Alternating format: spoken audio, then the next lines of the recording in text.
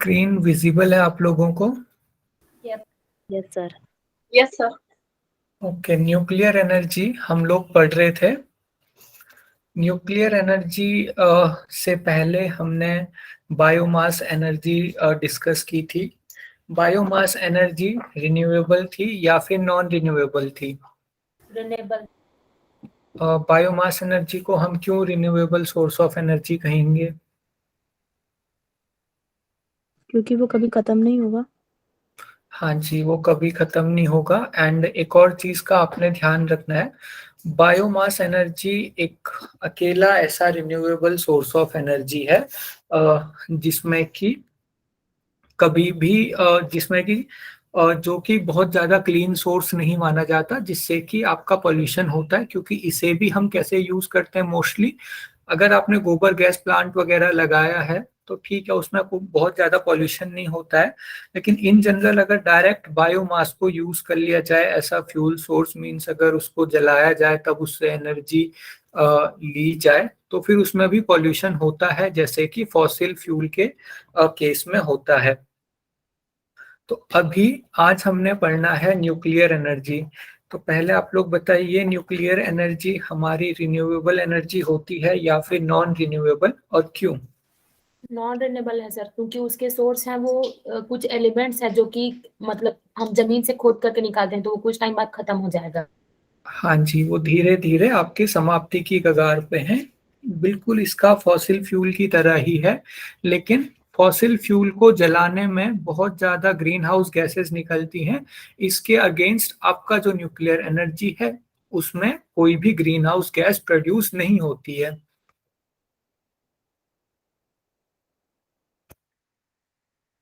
तो nuclear energy दो तरीके से आपकी बनती है, एक होता है न्यूक्लियर फिजन एंड एक होता है न्यूक्लियर फ्यूजन। तो ये दोनों ही टर्म आपको क्लियर होने चाहिए, फिजन एंड फ्यूजन। फिजन का सीधा सीधा मतलब है जब कोई एक ऑब्जेक्ट दो टुकड़ों में टूटता है या फिर दो से ज्यादा टुकड़ों में टूटता है तो उसे हम फिजन कहते हैं। इसके जस्ट अपोजिट हमारा फ्यूजन होता है। फ्यूजन मतलब जब दो या दो से अधिक एटम एक एटम बनते हैं तो उसे हम फ्यूजन कहते हैं। मींस एक एटम जब टूट रहा होगा तो उसे हम फिजन कहेंगे, और दो से ज्यादा एटम जब ज्वाइन होके एक सिंगल एटम बना रहे होंगे तो उसे हम फ्यूजन कहेंगे। तो दोनों की ही दोनों रिएक्शन में एनर्जी रिलीज होती है, जिसे हम न्यूक्लियर एनर्जी कहते हैं। न्यूक्लियर एनर्जी हमने बात की थी, मोस्टली ये जनरेट होती है यूरेनियम से।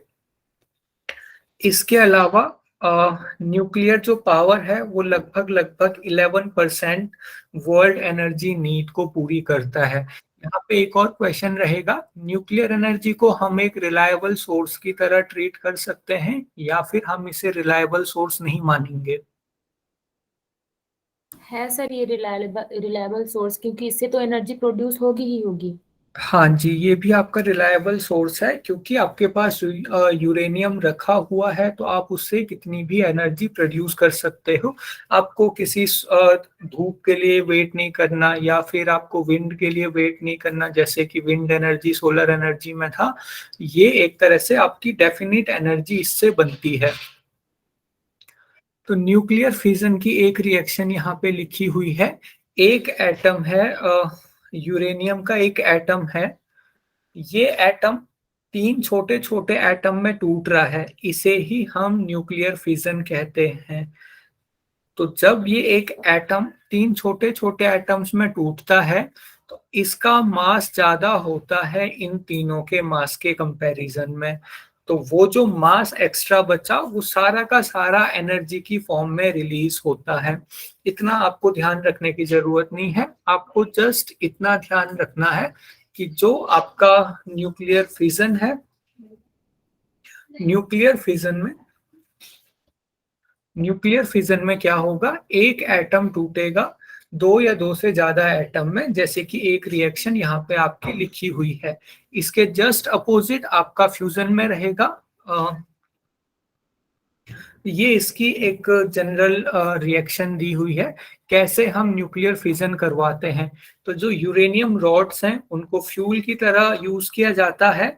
एंड उनके ऊपर बॉम्बार्डिंग की जाती है न्यूट्रॉन की। न्यूट्रॉन हमारा एक पार्टिकल है, न्यूट्रॉन की बॉम्बार्डिंग की जाती है यूरेनियम एटम के ऊपर।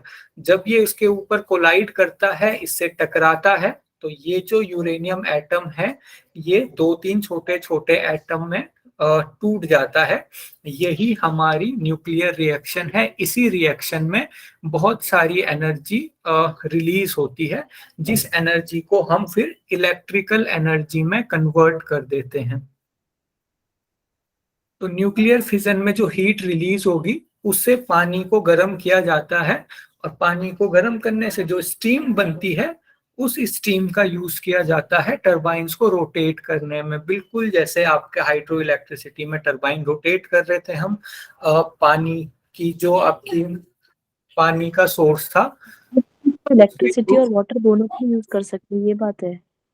हाँ जी, मतलब सर जैसे आपने बोला कि अभी तो हम वो जो एनर्जी रिलीज होगी उसे इलेक्ट्रिकल एनर्जी बनाएंगे, हाँ तो जी, उसे मतलब वाटर के लिए भी यूज करेंगे। हाँ, वो जो एनर्जी है हीट एनर्जी, उससे हम पानी को गर्म कर रहे हैं, और पानी को गर्म करने से स्टीम बनता है, एंड स्टीम बनने से उस स्टीम का यूज होता है टरबाइन को रोटेट करने में। नॉर्मली हम टरबाइन को रोटेट करके ही बिजली बनाते हैं ना, जैसे डैम में हम पानी की धार से टरबाइन को रोटेट कर रहे हैं, विंड एनर्जी में हम हवा की हेल्प से टरबाइन को रोटेट कर रहे हैं। बिल्कुल यहाँ पे हम कैसे टरबाइन को रोटेट करते हैं, न्यूक्लियर एनर्जी में जो हीट जनरेट हो रही है उस हीट से पानी को गर्म करते हैं, एंड वहां पे जो स्टीम बनती है, स्टीम मींस भाप, उससे हम टरबाइन को रोटेट करते हैं। Okay sir. हाँ जी,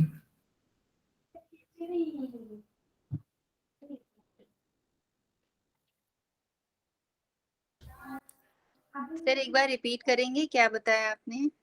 हाँ जी। आपकी इलेक्ट्रिसिटी जनरेट करने के लिए आपकी टरबाइन को रोटेट करना जरूरी है। टरबाइन के रोटेट होने से ही इलेक्ट्रिसिटी बनती है। तो टरबाइन को यहाँ पे कैसे रोटेट करेंगे, आपके जो न्यूक्लियर फिजन में हीट जनरेट हो रही थी, जो वहां पे गर्मी जनरेट हो रही थी, उस हीट की हेल्प से पानी को गर्म किया जाता है, एंड पानी को गर्म करने से जो स्टीम बनती है, भाप बनती है, उसकी हेल्प से टरबाइन को रोटेट किया जाता है। तो इस तरह से न्यूक्लियर एनर्जी से बिजली जनरेट की जाती है। इसके जस्ट अपोजिट है हमारा न्यूक्लियर फ्यूजन। न्यूक्लियर फ्यूजन में क्या करेंगे, ये भी एक एटॉमिक रिएक्शन है, लेकिन जस्ट ये अपोजिट होती है न्यूक्लियर फिजन की। जैसे हम न्यूक्लियर फिजन में एक एटम को तोड़ रहे थे तो एनर्जी रिलीज हो रही थी, यहाँ पे दो या दो से ज्यादा एटम को लिया जाता है, उनको कंबाइन किया जाता है, एंड उनके कंबाइन होने पे भी एनर्जी रिलीज होती है। तो जस्ट ये आपकी एक डेफिनेशन के फॉर्म में यहाँ पे क्वेश्चन आ सकता है। फिजन में एक एटम टूटता है दो दो या दो से ज्यादा एटम में, और फ्यूजन में दो या दो से ज्यादा एटम ज्वाइन होते हैं एक सिंगल एटम बनाने के लिए। तो जो आपका न्यूक्लियर फिजन है अभी ज्यादातर वही प्रचलन में है एनर्जी जनरेट करने के लिए। आपका जो न्यूक्लियर फिजन है उसके लिए जो बेस्ट फ्यूल माना जाता है वो आपका यूरेनियम है। लेकिन जो न्यूक्लियर फ्यूजन है, न्यूक्लियर फ्यूजन के लिए जो बेस्ट फ्यूल माने जाते हैं वो हैं आइसोटोप्स ऑफ हाइड्रोजन। हाइड्रोजन के बहुत सारे आइसोटोप्स होते हैं, जैसे यहाँ पे ड्यूटेरियम, ट्राइटियम, ये दो आइसोटोप्स हाइड्रोजन के हैं। तो आपको ये ध्यान रखना है कि न्यूक्लियर फ्यूजन में आपका यूरेनियम यूज होगा, और न्यूक्लियर फ्यूजन में आपके हाइड्रोजन के आइसोटोप यूज होते हैं। तो हाइड्रोजन के आइसोटोप जब कंबाइन होके एक एटम बनाते हैं तब एनर्जी न्यूक्लियर फ्यूजन में रिलीज होगी, तब हीट यहाँ पे रिलीज होगी। बाकी आगे का पूरा प्रोसेस यही रहेगा। उस हीट से फिर से पानी गर्म किया जाएगा, जो भाप बनेगी उससे टरबाइन चला के फिर यहाँ पे इलेक्ट्रिसिटी जनरेट की जाती है। न्यूक्लियर पावर का क्या एडवांटेज है, एक तो न्यूक्लियर पावर की जो कॉस्ट है वो लगभग कोयले से बनने वाली बिजली के जितनी ही इसकी कॉस्ट होती है, तो बहुत ज्यादा एक्सपेंसिव नहीं है ये। इसके साथ ही यहाँ पे कोई भी स्मोक नहीं बन रहा है, कोई भी कार्बन डाइऑक्साइड यहाँ पे रिलीज नहीं होती है। इसकी वजह से न्यूक्लियर एनर्जी की वजह से कोई भी ग्रीन हाउस इफेक्ट नहीं होता है। इसके अलावा ये जो न्यूक्लियर एनर्जी है ये बहुत ज्यादा कंसंट्रेटेड फॉर्म ऑफ एनर्जी होती है। बहुत ज्यादा कंसंट्रेटेड का मतलब है कि थोड़े से ही रेडियो एक्टिव एलिमेंट यूरेनियम से हम बहुत ज्यादा बिजली बना सकते हैं। तो अगर आपके पास थोड़ा भी फ्यूल का अमाउंट है तो आप उससे बहुत ज्यादा अमाउंट में इलेक्ट्रिसिटी बना सकते हो, और इसका बहुत कम वेस्ट भी है क्योंकि इसमें कोई भी गैस रिलीज नहीं हो रही है। इसके अलावा ये एक रिलायबल सोर्स भी है, जैसे कि अभी हमने बात की थी। इसके साथ ही इसके बहुत ज्यादा डिसएडवांटेजेस भी हैं। भले ही यहाँ पे बहुत ज्यादा वेस्ट नहीं निकल रहा है, लेकिन जितना वेस्ट निकलता है वो बहुत ज्यादा डेंजरस होता है। मीन्स जो यहाँ पे आपका वेस्ट निकलेगा वो भी रेडियो एक्टिव एलिमेंट निकलेगा, और वो जो रेडियो एक्टिव वेस्ट है अगर वो किसी एनिमल के संपर्क में आ गया या फिर किसी प्लांट के संपर्क में आ गया तो धीरे धीरे रेडियो एक्टिविटी के कारण एनिमल और प्लांट जिनके भी संपर्क में ये आएंगे वो धीरे धीरे आगे जा करके उनको कोई डिजीज हो जाएगी और धीरे धीरे वो नष्ट हो सकते हैं। इसीलिए इसका ये बहुत मेजर डिसएडवांटेज भी है कि जो भी वहां पे वेस्ट निकल रहा है उसे आपको प्रॉपरली जमीन में दबाना है या फिर जैसे भी आपको उसको डिस्पोज करना है। इसके अलावा एक और इसका बहुत बड़ा साइड इफेक्ट है। जैसे कि इसका एक बेनिफिट था कि बहुत कम फ्यूल से बहुत ज्यादा एनर्जी रिलीज हो रही थी, तो ये इसका बेनिफिट तो है, लेकिन इसके साथ साथ ये इसका एक हार्मफुल इफेक्ट भी है, इसका एक डिसएडवांटेज भी है। क्योंकि कई बार बहुत कम फ्यूल से इतनी ज्यादा एनर्जी बन जाती है कि न्यूक्लियर पावर प्लांट उसको कंट्रोल नहीं कर पाता है, एंड उसकी वजह से जो रेडिएशन है वो काफी उसके आसपास के इलाकों में फैल जाता है। तो ये इसके कुछ एक डिसएडवांटेजेस हैं। भले ही अब धीरे धीरे टेक्निक्स डेवलप हो रही हैं न्यूक्लियर एनर्जी के रेडिएशन को कंट्रोल करने के लिए, लेकिन फिर भी अभी ये उतना ज्यादा सेफ नहीं है।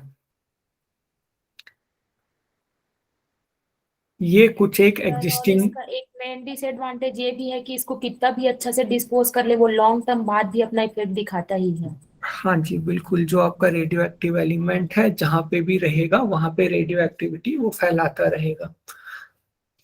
इसके अलावा ये आपके कुछ एग्जिस्टिंग न्यूक्लियर प्लांट्स हैं जो कि आपके ब्लू स्क्वायर से डिनोट किए गए हैं, एंड कुछ प्लान्ड न्यूक्लियर प्लांट्स भी इंडिया में है जो कि गवर्नमेंट की अभी प्लानिंग है कि यहाँ पे भी हमें न्यूक्लियर प्लांट लगाने हैं।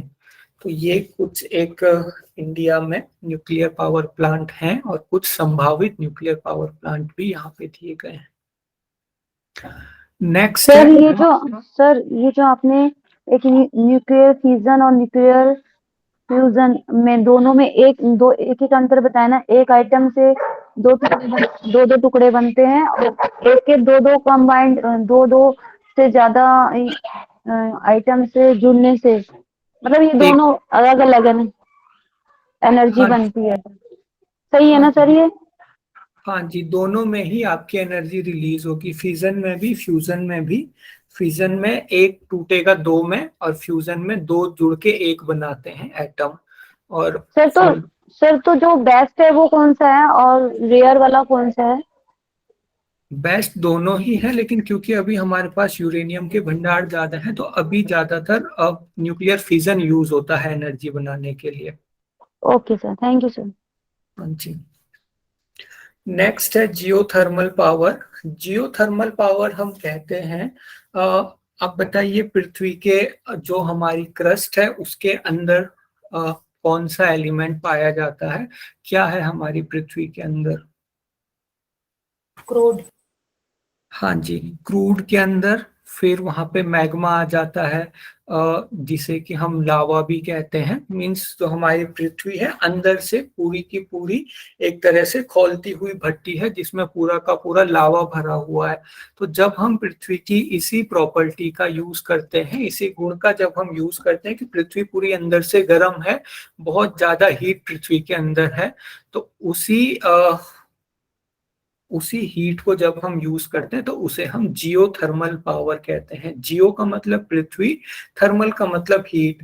तो जब हम पृथ्वी की हीट को यूज कर रहे हैं एनर्जी बनाने के लिए, तो इसे हम जियोथर्मल पावर कहेंगे। तो ये पृथ्वी का स्ट्रक्चर होता है। बाहर बाहर तो रॉक है, उसके बाहर हमारा बायोस्फीयर है जिसपे हम सब रह रहे हैं। लेकिन अगर हम पृथ्वी के अंदर की तरफ जाएंगे तो उतनी ज्यादा गर्मी बढ़ती जाएगी, और बीच में तो पृथ्वी पूरी की पूरी सूर्य के समान है, इतनी ज्यादा गर्म है। इसके अलावा जो पृथ्वी में ये जो गर्मी है, ऐसा नहीं है कि हर जगह बिल्कुल बराबर ही हमें ये जियोथर्मल पावर मिलेगी। पृथ्वी में कुछ कुछ ऐसे इलाके हैं जहाँ पे पृथ्वी की ये जो हीट है ये बहुत ज्यादा सरफेस के पास होती है। तो ऐसे इलाकों में जियोथर्मल पावर प्लांट लगाए जाते हैं। जैसे आपका ग्राउंड वाटर है ना, आपका भूमिगत जो जल है, कहीं पे वो थोड़े सी ही गहराई पे मिल जाता है एंड कहीं पे वो बहुत ज्यादा गहराई पे भी नहीं मिलता है। तो सिमिलर ही आपकी पृथ्वी की गर्मी भी है, पृथ्वी की हीट भी इसी तरीके की है। कहीं कहीं पे जो पृथ्वी की हीट है वो इतनी ज्यादा पृथ्वी की सतह के पास पाई जाती है कि पृथ्वी की सतह पे जो पानी होगा वो भी खौलते हुए हमें दिखता है। इसके अलावा कहीं कहीं पे आप बहुत ज्यादा गहराई में चले जाओगे तब आपको पृथ्वी की जो हीट है तब आपको वहां पे देखने को मिलती है। तो जियोथर्मल पावर ऐसी जगह पे लगाई जाती है जहां पे जो अंडरग्राउंड हीट है वो पृथ्वी की सतह के पास ही होती है।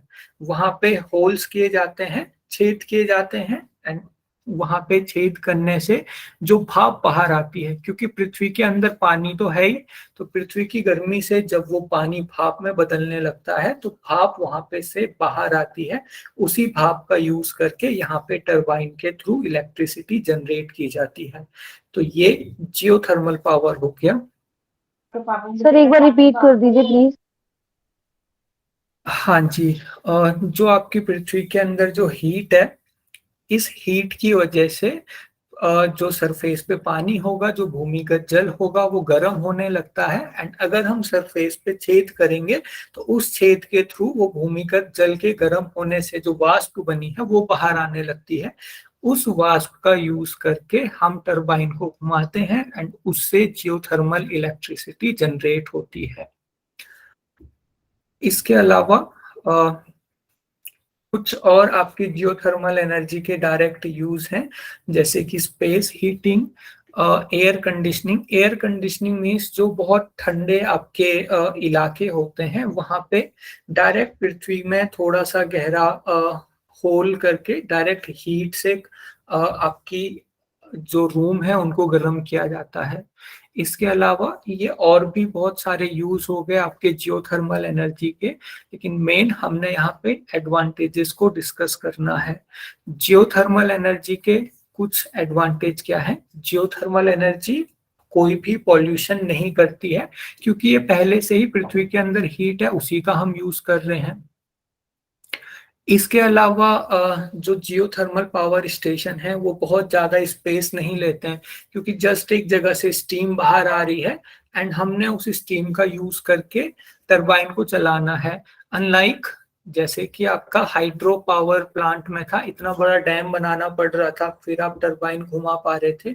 यहाँ पे बहुत ज्यादा स्पेस ये नहीं लेता है, इसकी वजह से इन्वायरमेंट पे इसका कोई निगेटिव इम्पैक्ट भी नहीं होता है। इसके अलावा नो फ्यूल इज नीडेड, किसी फ्यूल की जरूरत नहीं है यहाँ पे, जो कि सारे के सारे लगभग रिन्यूएबल सोर्स में होती है। इसके अलावा बिल्कुल सेम प्रॉपर्टी है बाकी रिन्यूएबल सोर्सेस की तरह, कि एक बार अगर आपने पावर स्टेशन लगा दिया तो आपको फिर कोई भी वहां पे चार्ज नहीं देना है। एनर्जी पूरी की पूरी फ्री है, क्योंकि हीट तो पृथ्वी के अंदर पहले से है ही। इसके अलावा कुछ डिसएडवांटेज हैं जियोथर्मल एनर्जी के। सबसे बड़ी प्रॉब्लम ये है कि ऐसी बहुत सारी जगह नहीं है जहां पे हम जियोथर्मल पावर स्टेशन लगा सकते हैं। मैंने आपको बताया जियोथर्मल पावर स्टेशन लगाने के लिए आपको ऐसी जगह चाहिए जहां पे पृथ्वी की जो हीट है आपको थोड़ी सी ही गहराई में मिल जाए। तो ऐसी बहुत कम जगह हैं जहां पे पृथ्वी की हीट थोड़ी सी गहराई पे ही हम अनुभव कर सकते हैं, हम देख सकते हैं। इसके अलावा अगर आपको कहीं पे बहुत कम गहराई पे एकदम पृथ्वी की सतह पे अगर पृथ्वी की हीट मिल रही है, जियोथर्मल पावर आपको अगर वहां पे मिल रही है, तो भी आपको इस चीज का ध्यान रखना है कि वो जगह पावर प्लांट लगाने के लिए सुटेबल है या नहीं है। इन जनरल क्या होता है, अगर जियोथर्मल जो एनर्जी है वो पृथ्वी के बहुत पास में है, तो वहां की पूरी जो जमीन है वो दलदल बन जाती है, वहां की जो पूरी लैंड एरिया होगा वो स्ट्रॉन्ग नहीं रहता है, उसकी मजबूती खत्म हो जाती है।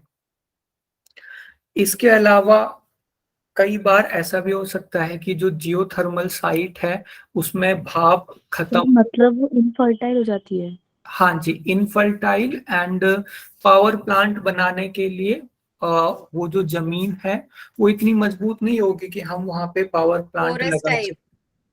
पोरस हाँ टाइप जी, हो सर जाती है। सर कहने का मतलब ये है कि वहां पर आप रिहाइश नहीं कर सकते, रह नहीं सकते हो, हाँ दलदल हो जाएगा ना मतलब। हाँ, रह नहीं सकते मीन्स अगर वहां पे हीट बिल्कुल पृथ्वी की सतह पे है, तो वो जो सतह है वो एकदम गल जाती है, ऐसे समझ सकते हैं हम। तो वो पावर प्लांट बनाने के लिए बहुत ज्यादा मजबूत नहीं होती है। तो आपको ऐसी जगह चाहिए जो कि मजबूत भी हो और हीट एनर्जी सतह के पास भी हो। इसके अलावा बहुत सारी जियोथर्मल साइट ऐसी भी होती हैं जो कि कुछ डिकेड में, कुछ दशकों में वहां पे से भाप आना बंद हो जाती है। अब इसके पीछे का रीजन क्या है आप लोग बताइए। पृथ्वी के अंदर तो बहुत सारी एनर्जी है, पूरी हीट पृथ्वी के अंदर है, तो वहां पे भाप आना क्यों खत्म हो जाती है कुछ टाइम बाद? पानी खत्म हो जाता होगा। हाँ जी बिल्कुल, आपके भूमिगत जल का तो एक लेवल है, तो जैसे ही वो खत्म हो जाएगा फिर वहां पे भाप आनी भी खत्म हो जाएगी और आप टरबाइन नहीं घुमा सकते। इसके अलावा बहुत सारी हार्मफुल गैसेस भी वहां से निकलते हैं, बहुत सारे मिनरल्स भी वहां से निकलते हैं। और फिर ये तो आपने बोला था कि रिन्यूएबल है, तो फिर मतलब कैसे ये खत्म कैसे हो सकता है मतलब? रिन्यूएबल का मतलब है कि हमें ये जो आपकी हीट एनर्जी है इसका पूरा भंडार है हमारे पास। एक जगह भाप आना खत्म हो जाएगा, लेकिन दूसरी जगह भी हम होल करेंगे, थोड़ी गहराई में करेंगे, तो वहां से भी भाप आएगी। मींस अभी हमारे पास इसको यूज करने की टेक्निक नहीं है, अभी हम जस्ट भाप के सहारे इसको यूज कर रहे हैं। बाकी अभी हमारे पास सोलर को यूज करने की भी बहुत ज्यादा टेक्निक नहीं है ना, हम सोलर पे भी पूरी तरह से अभी रिलायबल नहीं है। सिमिलरली जियोथर्मल एनर्जी को भी यूज करने की हमारे पास बस एक ही टेक्निक है, वो है वहां पे से निकलने वाली भाप को यूज करना। एक्चुअल जियोथर्मल एनर्जी को हम अभी यूज नहीं कर पा रहे हैं। तो पानी सर, इसमें वाटर अंडरनीथ जो वाटर है वही यूज होता है, उसी का स्टीम यूज करते हैं। बाहर हाँ का वाटर, उसकी गर्मी को यूज अभी अभी इतना डेवलप नहीं हुआ है मतलब। हाँ जी, अभी पृथ्वी के अंदर जो गर्मी है उसकी सहायता से वहां पे जो भाप बन रही है, वाटर की भाप बन रही है, अभी उसको यूज कर रहे तो हैं। सर वो जियोथर्मल प्लांट लग गया है, यूज हो रहा है, वो एनर्जी दे रहा है, मतलब भाप दे रहा है, तो वो भाप यूज कर करके वो वाटर की स्टीम खत्म हो जाती है, पहले से होती ही नहीं है वहां? नहीं, इन जनरल भी अगर हम उसे यूज नहीं करेंगे तो धीरे धीरे एक टाइम ऐसा आएगा कि वो वाटर खुद ब खुद भी अपना रास्ता निकाल लेगा, और धीरे धीरे भी अगर हम यूज ना भी करें तो वहां से वो जो स्टीम है वो निकलती रहेगी। भले ही बड़ी अमाउंट में नहीं निकलेगी, लेकिन धीरे धीरे जो जमीन पे थोड़े थोड़े से पोर्स होते हैं, छेद होते हैं, उनके थ्रू वो बाहर पास होते रहेंगे और एक टाइम में तो खत्म होना ही है।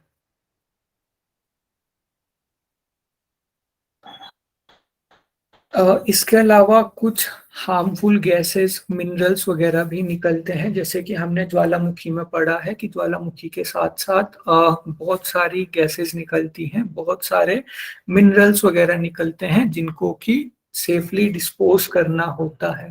तो जियोथर्मल पावर में भी क्योंकि हम पृथ्वी के अंदर गड्ढा कर रहे हैं, तो हो सकता है वहां से बहुत सारी गैसेस निकलें और बहुत सारे ऐसे मिनरल्स वगैरह निकले जो कि हमारे लिए हार्मफुल हैं, तो उनको भी आपको सही से डिस्पोज करना होता है। तो ये कुछ एक डिसएडवांटेज है जियोथर्मल एनर्जी के। एंड यहाँ पे हमारा रिन्यूएबल एनर्जी कंप्लीट हो गया। तो पहले हमने non renewable sources of energy पढ़े, उसके बाद हमने रिन्यूएबल सोर्स ऑफ एनर्जी पढ़े। एंड मोस्टली आपका इससे जो क्वेश्चन बनेगा, अभी हम 1-2 दिन में करंट अफेयर पढ़ेंगे, उससे आपका क्वेश्चन बन सकता है। एक इंटरनेशनल सोलर अलायंस है, उससे आपका क्वेश्चन बन सकता है। बाकी आपको इनके कंसेप्ट ध्यान में रखने हैं, जैसे कि कुछ कंसेप्ट हो गए, जैसे कि जो आपका हाइड्रो एनर्जी है उसमें इकोसिस्टम का विनाश होता है। इसके अलावा आपकी विंड एनर्जी रिलायबल नहीं है। इस तरीके के कंसेप्चुअल क्वेश्चन यहाँ पे से आपको उठा के दे सकते हैं। अब नेक्स्ट आगे हमने बात करनी है पर्यावरण बचाने के लिए जो महत्वपूर्ण कानून बने हुए हैं, या फिर जो भी अंतरराष्ट्रीय संधियां हुई है अभी तक पर्यावरण बचाने के लिए, उसमें से काफी चीजें हमने डिस्कस की। एक बार अभी तक हमने जितने एक्ट पढ़े, अभी तक जितनी हमने संधियां पढ़ी, समिट पढ़े, आप लोग एक बार उनका नाम बता दीजिए इनिशियल से।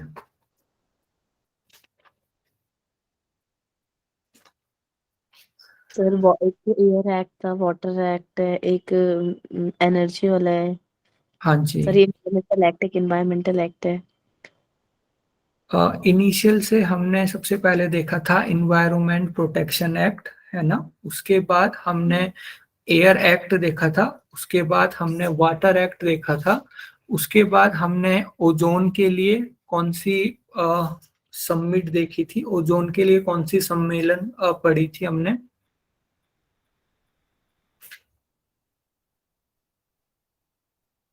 आपकी मॉन्ट्रियल प्रोटोकॉल। मॉन्ट्रियल प्रोटोकॉल आपकी ओजोन लेयर को जो क्षति हो रही है उससे बचाने के लिए मॉन्ट्रियल सम्मेलन हुआ था। इसके बाद हमने बायोडायवर्सिटी पढ़ी थी, और बायोडायवर्सिटी में हमने 2 सम्मेलन पढ़े थे। कौन कौन से 2 सम्मेलन थे? सस्टेनेबल एंड हाँ जी, मिलेनियम। बायोडायवर्सिटी के कंजर्वेशन के लिए आपके 2 सम्मेलन हुए थे। एक था आपका रियो डी जेनेरियो में, जिसे हम वर्ल्ड समिट कहते हैं, एंड एक आपका जोहान्सबर्ग में था, जिसे हम अर्थ समिट कहते हैं। तो ये हमने कुछ सम्मेलन पढ़े थे, एंड ये सम्मेलन आपको ध्यान में रखने हैं। उन्हीं सम्मेलन को अभी हम थोड़ा डिटेल में पढ़ेंगे, एंड इससे भी कई बार क्वेश्चन बिल्कुल सरफेस से आते हैं, मीन्स बहुत ज्यादा डीप क्वेश्चन नहीं आते हैं, आपके सरफेस से यहाँ पे क्वेश्चन आते हैं।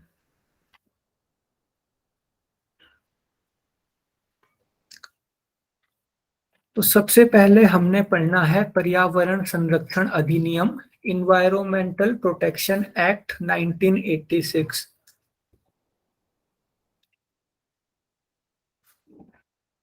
इन्वायरमेंटल प्रोटेक्शन एक्ट क्यों लागू किया गया था? पर्यावरण की सुरक्षा एवं पर्यावरण में सुधार करने के उद्देश्य से पर्यावरण अधिनियम को 1986 में अधिनियमित किया गया, मीन्स इसे लागू किया गया।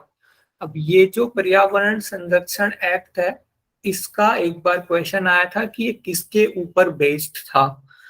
तो जो इन्वायरमेंटल प्रोटेक्शन एक्ट है 1972 में स्टॉकहोम सम्मेलन हुआ था।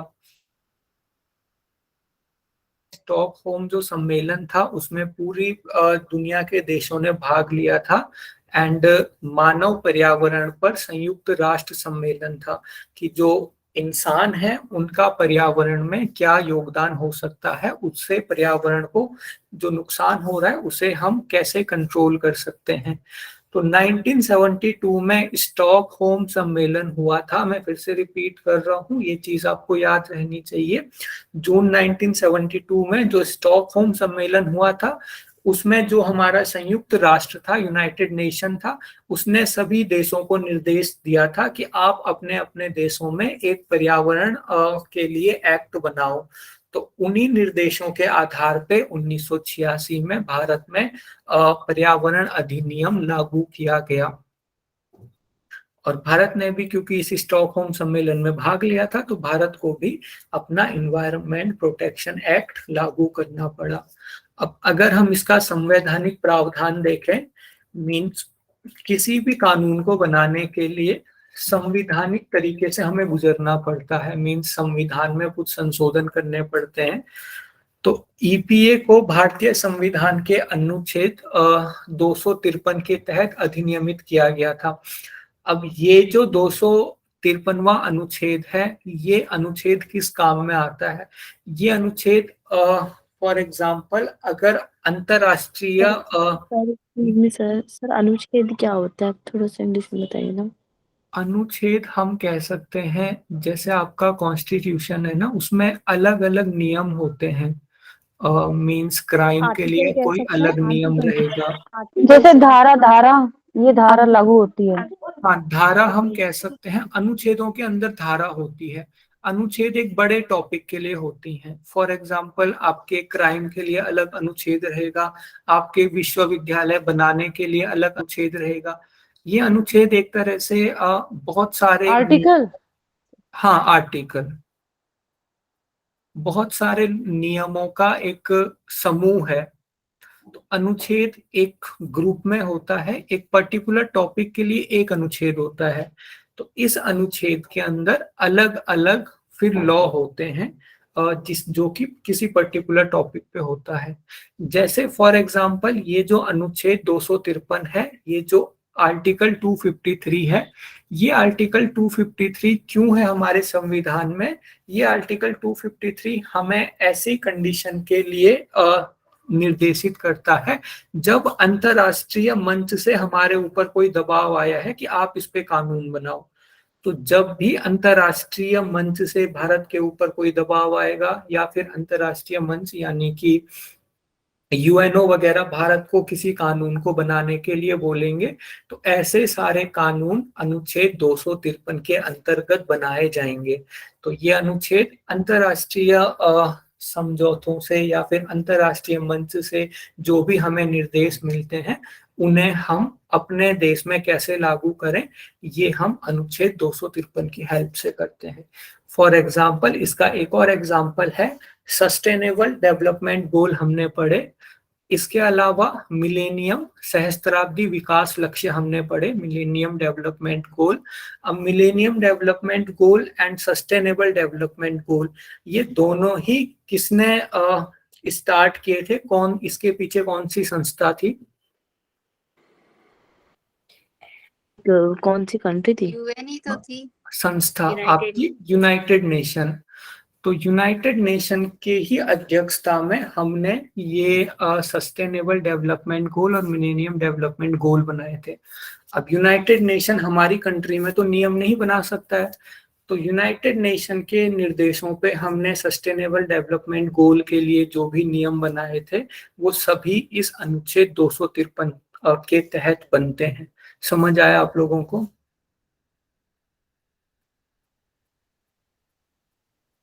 Yes sir. हाँ जी।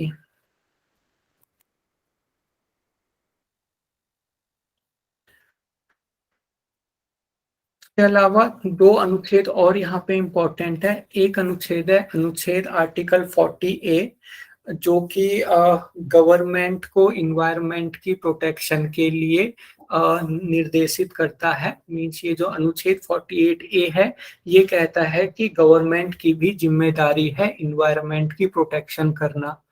इसके अलावा अनुच्छेद 51A कहता है कि गवर्नमेंट के साथ साथ प्रत्येक नागरिक की, प्रत्येक जो हम जितने भी सिटीजन हैं, हम सबकी जिम्मेदारी है पर्यावरण की प्रोटेक्शन करना, इन्वायरमेंट की प्रोटेक्शन करना। तो ये जो अधिनियम है, ये पूरे के पूरे भारत में लागू है। तो मोस्टली जो आपके क्वेश्चन बनेंगे वो लगभग इतने से ही बनेंगे। इन्वायरमेंट प्रोटेक्शन एक्ट को 1986 में लागू किया गया। इन्वायरमेंट प्रोटेक्शन एक्ट किससे हमें, इन्वायरमेंट प्रोटेक्शन एक्ट जो हमने लागू करा, किसके प्रभाव में लागू किया?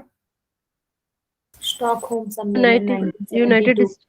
हाँ जी, आपका 1972 का स्टॉकहोम सम्मेलन, जो कि संयुक्त राष्ट्र का एक सम्मेलन था। इसके अलावा कौन से अनुच्छेद में हमने इन्वायरमेंट प्रोटेक्शन एक्ट को लागू किया? अनुच्छेद 253। अनुच्छेद 48A गवर्नमेंट को निर्देशित करता है पर्यावरण की रक्षा के लिए, और अनुच्छेद 51A नागरिकों को निर्देशित करता है पर्यावरण की रक्षा के लिए।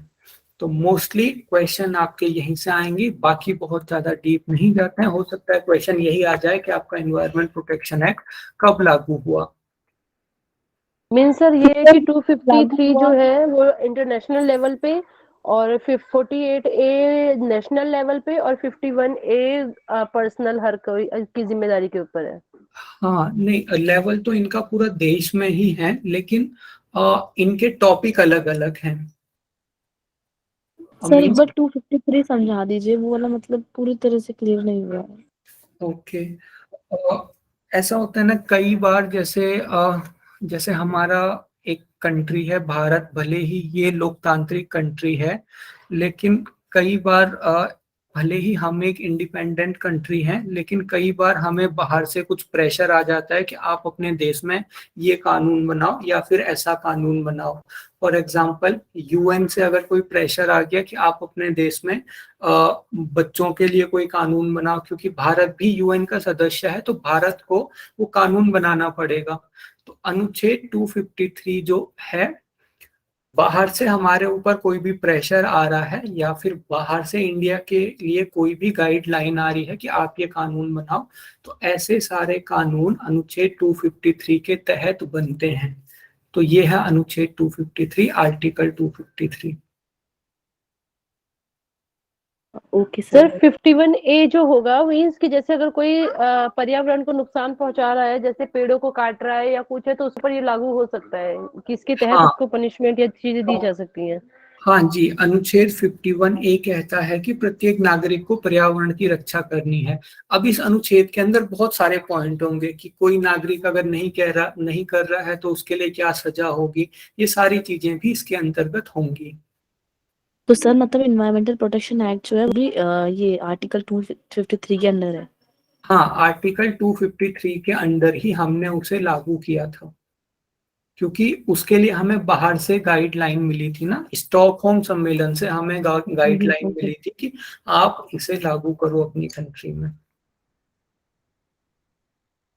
नेक्स्ट जो है ईपीए यानी कि इन्वायरमेंटल प्रोटेक्शन एक्ट की कुछ विशेषताएं हैं। इन्वायरमेंटल प्रोटेक्शन एक्ट में केंद्र सरकार को कुछ पावर्स दी गई हैं कि आपके पास ये पावर्स हैं, आप इस तरह से पर्यावरण की रक्षा कर सकते हो। इसमें कुछ केंद्र सरकार के अधिकार भी हैं, जैसे प्रदूषण की सरकार कैसे रोकथाम करेगी, कैसे प्रदूषण का नियंत्रण करेगी, ये कुछ जनरल चीजें इसमें हैं। एक और चीज जिससे यहाँ पे क्वेश्चन आ सकता है,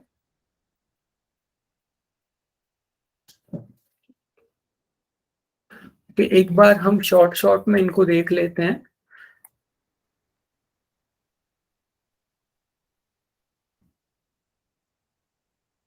प्रदूषक उत्सर्जन पर प्रतिबंध मींस अगर कोई संस्था प्रदूषकों का उत्सर्जन कर रही है, मींस पॉल्यूटेंट्स को रिलीज कर रही है, जैसे कार्बन डाइऑक्साइड, सल्फर डाइऑक्साइड, तो उस पर प्रतिबंध लगाने का भी इसमें प्रावधान है। इसके अलावा सुरक्षा उपायों का अनुपालन, सुरक्षा उपायों सर ये का किसके अंदर पढ़ रहे हैं हम, ईपीए के अंदर ही? हाँ जी, ईपी के अंदर कुछ जनरल चीजें हम पढ़ रहे हैं। जैसे मैंने आपको बताया ना, कोई भी जो अनुच्छेद होता है या फिर कोई भी लॉ होता है, उसके अंदर बहुत सारे पॉइंट होते हैं, तो उसके कुछ कुछ मेन पॉइंट हम जनरल पढ़ रहे हैं अभी। Okay sir. हाँ जी, तो सुरक्षा उपायों का अनुपालन, सुरक्षा उपायों का अनुपालन का मतलब है कि कोई भी व्यक्ति या फिर कोई भी संस्था किसी ऐसी चीज को नहीं रखेगी जिससे कि इन्वायरमेंट को बहुत ज्यादा नुकसान हो सकता है। इसके अलावा प्रवेश और निरीक्षण की शक्तियां, प्रवेश और निरीक्षण की शक्तियां का मतलब है कि केंद्र सरकार अगर किसी व्यक्ति को नियुक्त कर रही है या फिर केंद्र सरकार का अगर कोई ऑफिसर है, तो वो किसी भी संस्था में जा सकता है चेकिंग करने के लिए, निरीक्षण करने के लिए कि वहां पे पर्यावरण प्रदूषण के लिए सावधानी बरती जा रही है या फिर नहीं बरती जा रही है। इसके अलावा पर्यावरण प्रयोगशालाओं की स्थापना मींस पॉल्यूशन को नापने के लिए या फिर इन्वायरमेंट पे कोई रिसर्च करने के लिए भी बहुत सारी लैब वगैरह इसके अंतर्गत उनकी स्थापना हुई थी। ओके,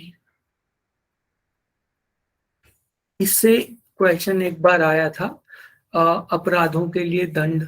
तो अगर इन्वायरमेंट प्रोटेक्शन एक्ट को अगर कोई फॉलो नहीं करता है तो उसे 5 साल तक की कैद हो सकती है, 5 साल तक की जेल हो सकती है और 1 लाख रुपए तक का जुर्माना हो सकता है। तो ये इन्वायरमेंट प्रोटेक्शन एक्ट के अंदर एक मेजर दंड यही है कि 5 साल तक की कैद या फिर 1 लाख तक का जुर्माना या फिर दोनों एक साथ हो सकते हैं। तो ये इसके अंतर्गत दंड था। बाकी कुछ और इसमें जनरल चीजें हैं, लेकिन आपको जो हमने इनिशियल फर्स्ट पेज पढ़ा था, बाकी इसमें सारी की सारी थ्योरेटिकल डिस्क्रिप्टिव चीजें हैं जो कि लंबी चौड़ी यहाँ पे बातें लिखी हुई हैं। क्वेश्चन आपका आएगा तो पहली ही स्लाइड से आएगा, सीधा सीधा इसमें आपका क्वेश्चन आएगा। ये स्लाइड आपको मेजरली याद करनी है, बहुत ज्यादा हम इन्हें पढ़ भी नहीं सकते हैं क्योंकि एक अनुच्छेद के अंदर बहुत सारी चीजें होती हैं। अगर हम इस इन्वायरमेंट प्रोटेक्शन एक्ट को पूरी तरह से पढ़ने लगे तो कम से कम इसमें 400-500 पन्ने की बातें लिखी होंगी कि ये प्रदूषक में ये चीजें आएंगी, इस तरह से गवर्नमेंट को कंट्रोल करना है। तो एक एक्ट बहुत ज्यादा लंबा होता है, तो उसमें से मेजरली आपको इन बातों का ध्यान रखना है।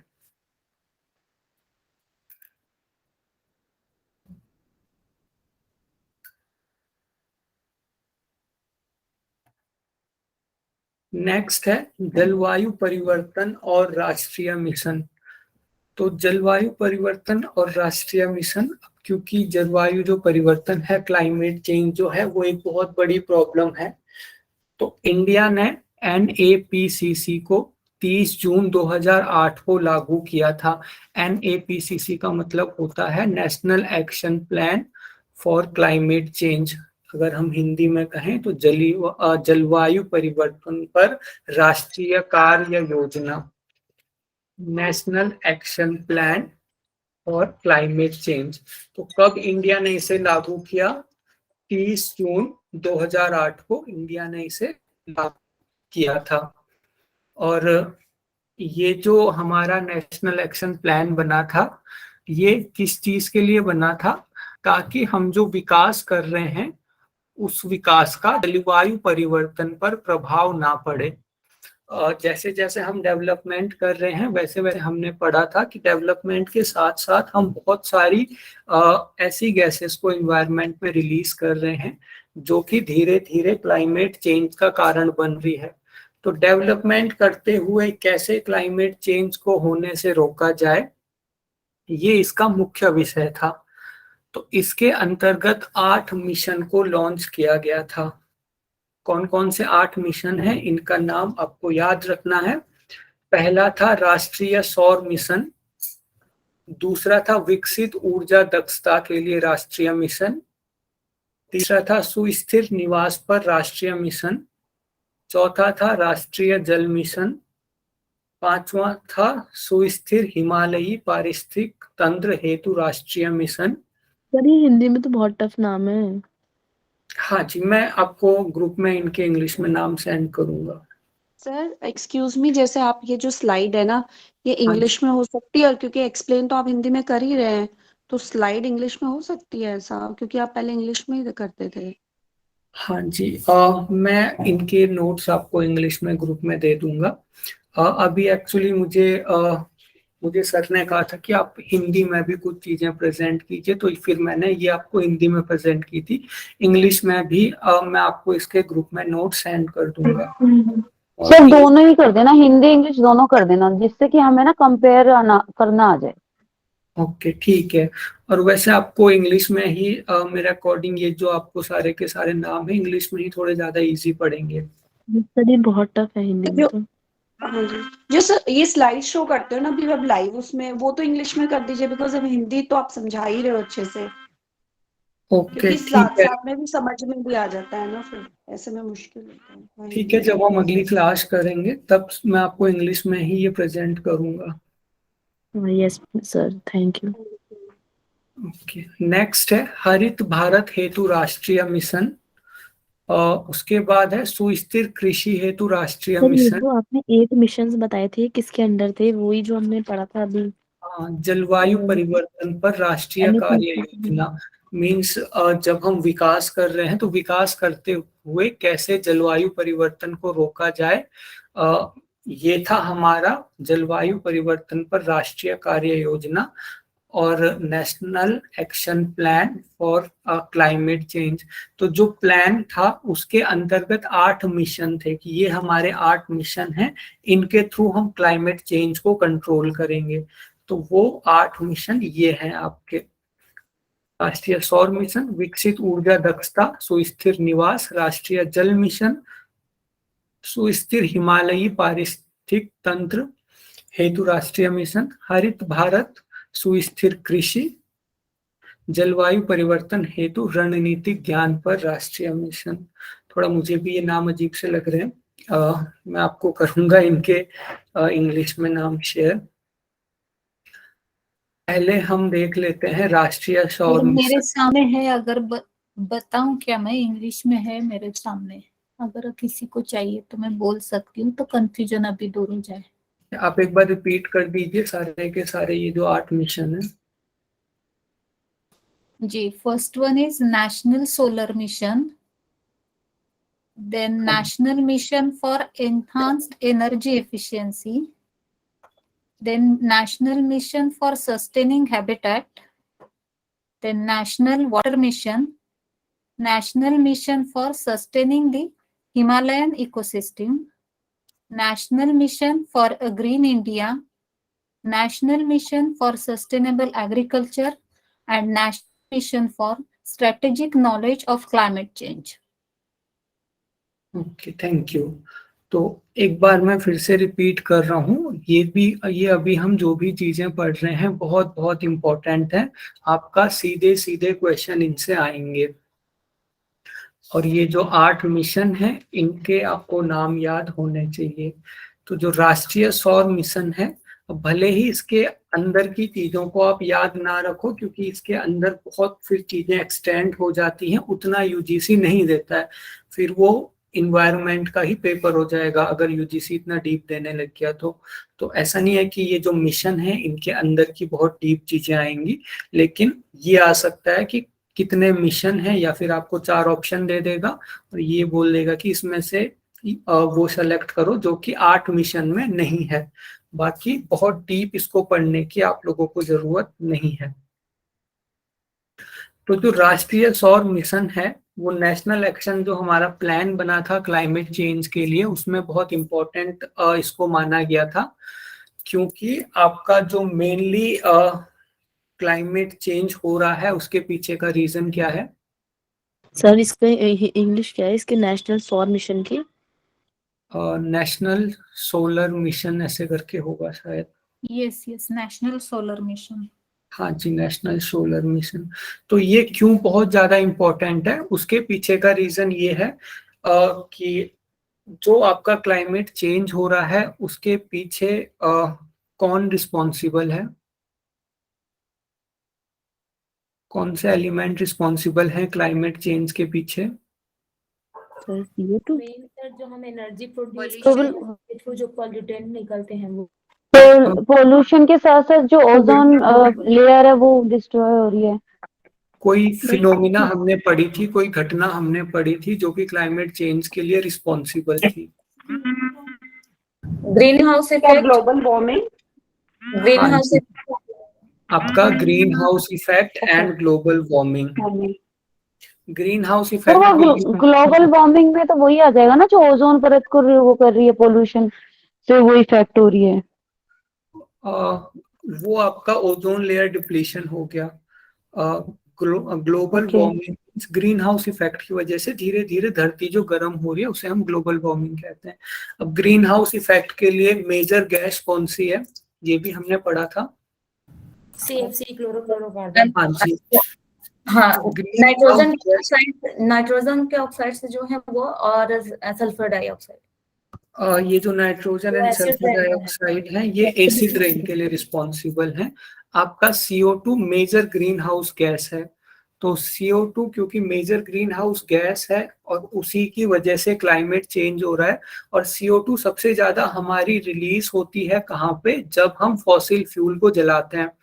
इसीलिए नेशनल जो सौर मिशन है या फिर नेशनल जो सोलर मिशन है वो इसीलिए इतना ज्यादा इम्पोर्टेंट है, क्योंकि नेशनल सोलर मिशन जैसे जैसे आगे बढ़ेगा, जैसे जैसे हम इलेक्ट्रिसिटी के लिए फॉसिल फ्यूल की जगह हम सोलर एनर्जी पे ज्यादा फोकस करेंगे, तो वैसे वैसे फॉसिल फ्यूल का हम कम यूज करेंगे, CO2 कम रिलीज होगी, and ultimately green house effect भी कम होगा, ग्लोबल वार्मिंग कम होगी और क्लाइमेट चेंज भी आपका रुक जाएगा।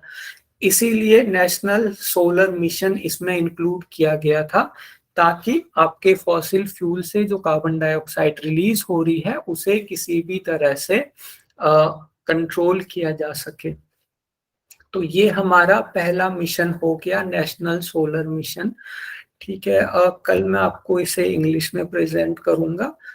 आज की क्लास हम यहीं पे खत्म करते हैं, इससे आगे हम कल पढ़ेंगे। आज आपका कोई क्वेश्चन है?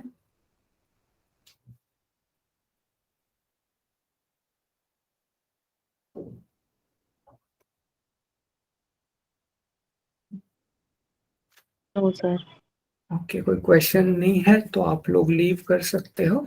Thank you. Thank you so much sir. Thank you. Sir excuse me sir, एक बार फिर से वो 253 वाला बताइए प्लीज। ओके, जो हमारा आर्टिकल 253 है, जो भी हमें इंटरनेशनल प्रेशर आते हैं, UN से हमें कोई प्रेशर आ रहा है या फिर UN से हमें कोई गाइडलाइन आ रही है कि आप अपने देश में ऐसा कानून बनाइए, तो बाहर से जो भी हमें प्रेशर आएगा, बाहर से जो भी हमें गाइडलाइन मिलेंगी, उन गाइडलाइन के लिए कानून हम आर्टिकल 253 के अंतर्गत बनाते हैं। तो इन्वायरमेंट प्रोटेक्शन एक्ट बनाने के लिए भी हमें बाहर से गाइडलाइन मिली थी, इसीलिए इन्वायरमेंट प्रोटेक्शन एक्ट भी हमने 253 के अंतर्गत बनाया। समझ आया? Yes sir, thank you. ठीक है, ठीक है, thank you. Thank you sir.